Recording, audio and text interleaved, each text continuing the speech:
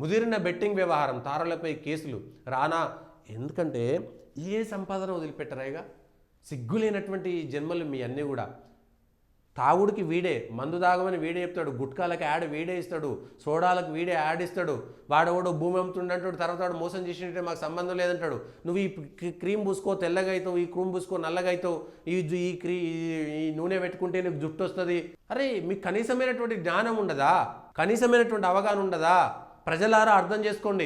ఎవడు పడితే వాడు ఏదో చేసేసి వాళ్ళ సోషల్ మీడియా ఇన్ఫ్లుయెన్స్ల పేరు మీద ప్రజలని సర్వనాశనం చేస్తున్నారు. కుటుంబాలు చిన్న భిన్నమవుతున్నాయి, ఆర్థికంగా చినిగిపోతున్నారు. బెట్టింగ్ యాప్ల వల్ల, ఈ లోన్ యాప్ల వల్ల అనేక మంది ఆత్మహత్యల కారణమైనటువంటి వాళ్ళే వీళ్ళంతా.